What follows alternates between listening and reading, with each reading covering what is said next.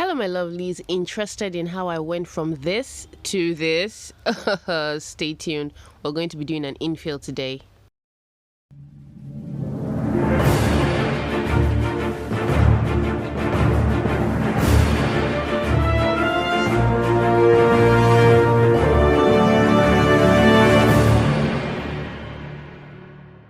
Hi there again. If this is your first time on this channel, you're welcome. Don't forget to subscribe before you leave. If you're a returning subscriber, you're deeply loved, trust me.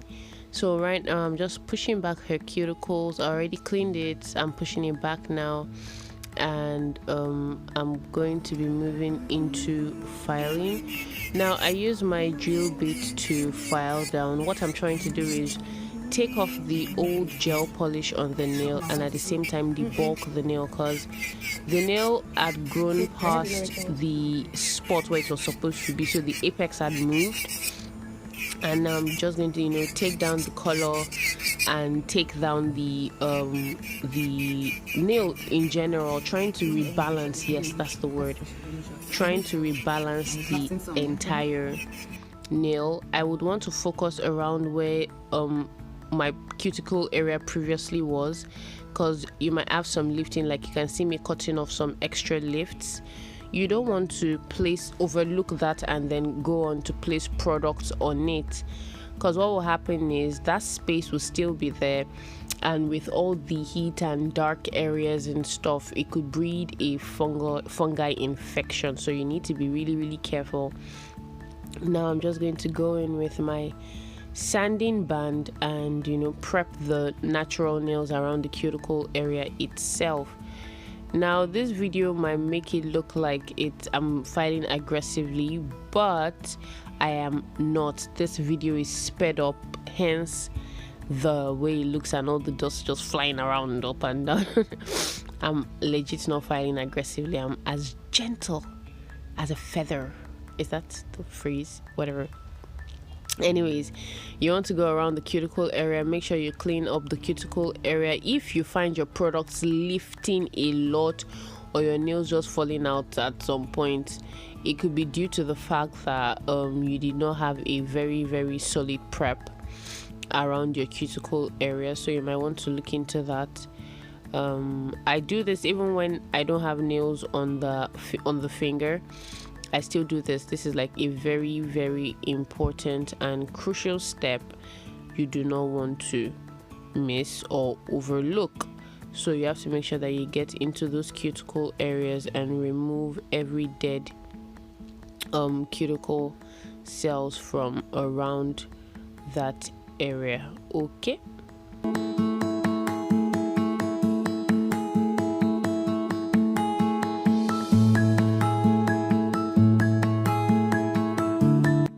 Now that we're done with that, I'm going to go in with my hand file and I'm going to shape out the nail. I like doing this before I apply the acrylic apply the acrylic powder on the nail, because I realized it saves me a lot of products. So once I have that base down and everything where it's supposed to be, it just gives me an idea of how much powder I'm going to be needing to create that perfect shape that I want. So I don't like wasting stuff. I absolutely hate it because they cost money, and I don't like wasting my time also because it also costs money, you get. So we have to minimize as much as we can while giving the perfect service. Okay, so I'm just shaping, making sure everything is in place, filing my sidewalls out straight, filing my free edge out straight. You see me, I'm very particular about my sidewalls and the nails always consistently having to be in the nail groove. So that's what I'm doing, shaping the nail, making sure it's the exact shape that I want so that I can apply appropriately. Okay, and this is just me trying to make sure that they're the same length, that the nails are the same length. So once I get that, I just move on to the next nail.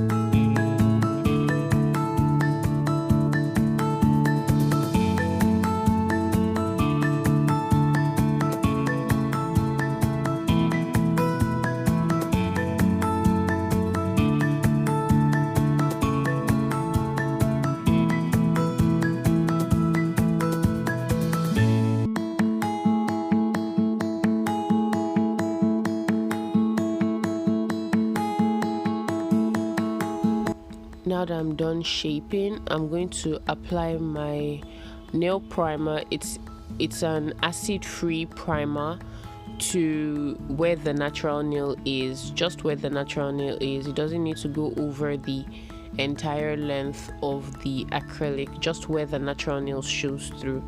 And because it's an acid-free primer, I'm going to be using 2 coats. I stopped using acid-based primers after I got a little accident at the studio, but yeah, now I use acid-free primers and I absolutely love them. Although you have to use 2 coats, it's totally worth it. So yeah, I use 2 coats of that, and I move on to the next phase, which is applying the acrylic itself. So this is what I mean by, by the time you get everything shaped out, you can know exactly what you want, where you want it, and how you want it. So this is me just using 1 bead to cover the entire cuticle area and rebalance where my apex should be. So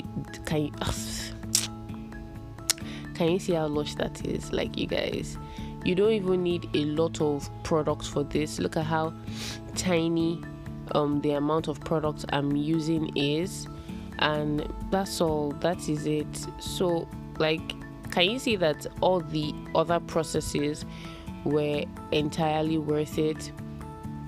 Like, you need to go through all of that to be able to get a clean application like this. So just go back and watch the previous clips properly, so that you can remember the steps and then continue from here. So just tiny product goes a long way. Look at how that, I have not even filed that nail. Like, look at how flush it is looking already around the cuticle area.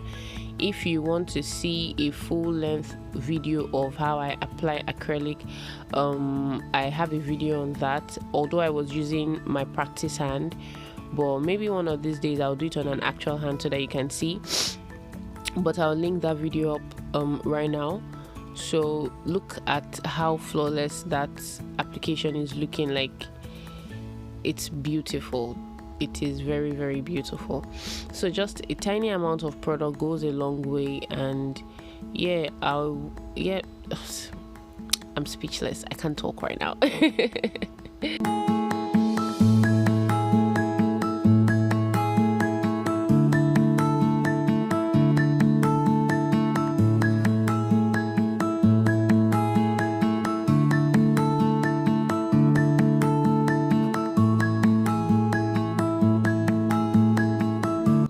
So now, having done all 10 nails, what I did to the first 5, I did to the second 5 also, but I didn't include that in this clip. I'm going to go in with my drill bit, the same one I used to debulk the first time, and I'm just going to use that to file around the cuticle area and also debulk.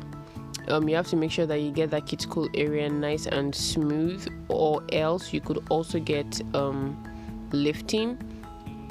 And I like debulking also. You might look at the nail and be like, oh, but it's already perfect, but to me it's not yet. I like debulking because I want the nail to be as light as possible, but not light like it can break, but as light as possible where it looks almost natural, like it's just your nail growing out of your matrix, that kind of thing. So that's what I like. And I don't like my apex too high, but I don't like my nails too flat either. So I just like getting that perfect balance where it's just enough for the nail and the length that it is wearing. Okay. So this is me just continuing the process of filing the nails, making sure everything comes out as smooth as possible. Look at that, looking like it grew out of her nails. Isn't that gorgeous? And now I'm going to go back in with my hand file and completely file out the nails and smoothing out the ridges that the nail drill might have caused on the nail, at the same time perfecting the shape of that nail. Okay.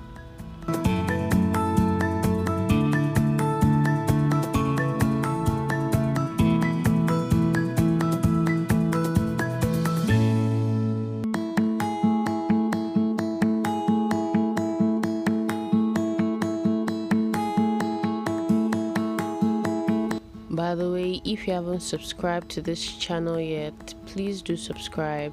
Just hit that button and subscribe already. If you're enjoying the video, please do give me a thumbs up, and don't forget to comment your opinions, your suggestions. Like, I would really love to hear them. And yes, help a sister out. Subscribe. Thank you.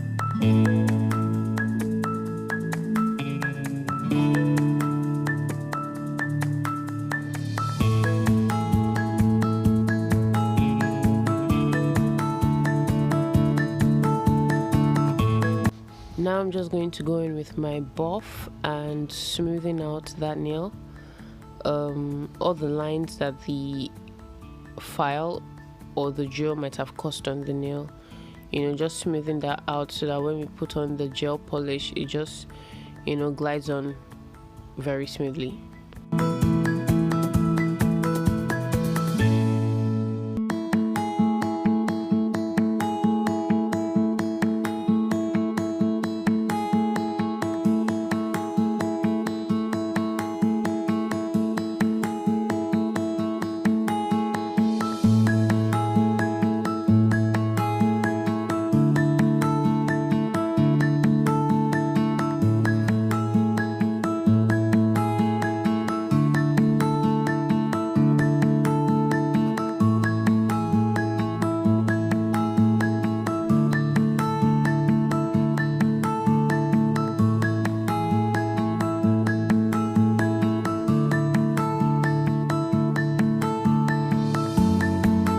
I'm just going to go ahead and clean out the dust on the nail. This is very important because you don't want dust settled on the nail and then you apply gel polish on it.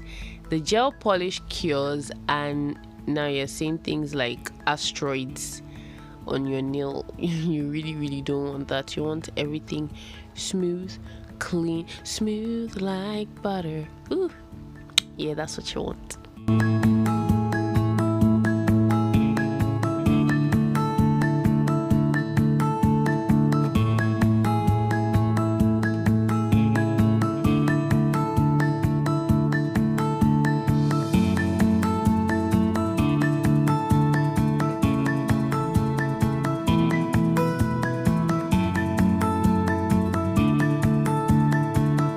I think if you guys have been watching my videos, you would have come to realize that applying the base coat is like one of my favorite steps in making a nail, because before I put in any design on it, I can see the natural beauty of that nail. Do you understand? And I'm like, why are you so gorgeous? Like, look at how natural it looks around the cuticle area and the apex all the way down to the free edge. Like, it looks like, if you I'll show you something now. Look at my natural nails, although they look pretty ugly, and look at the nail. It looks like it's following the exact same transition. Do you understand? Like, oh, amazing. It's beautiful. I like applying base coat on the nails because it just brings out the beauty, and the beauty makes me happy, very happy.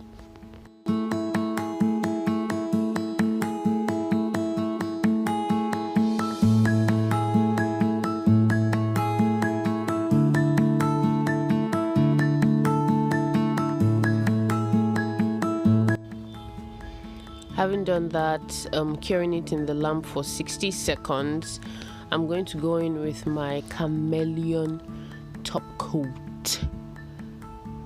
This top coat is a very beautiful top coat. Okay, all joking aside, like, I really love this top coat because it just gives it another flavor. My client wanted something natural, but at the same time dazzling, and I'm like, I got you, girl, I got you, I'll fix this. And I decided to use this for her because it was the easiest form of bedazzle I could think about. So yes, gorgeous.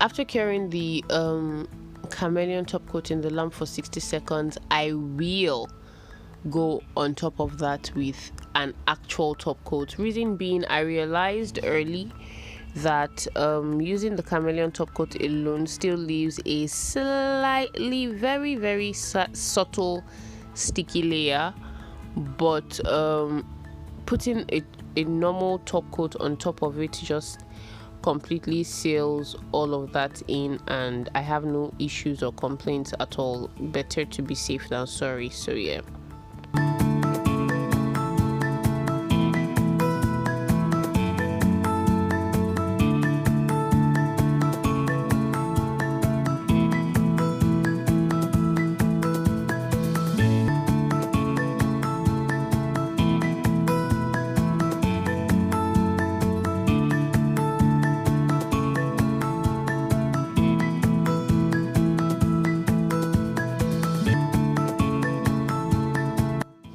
Put that in the lamp for another 60 seconds and let's check out the reveals.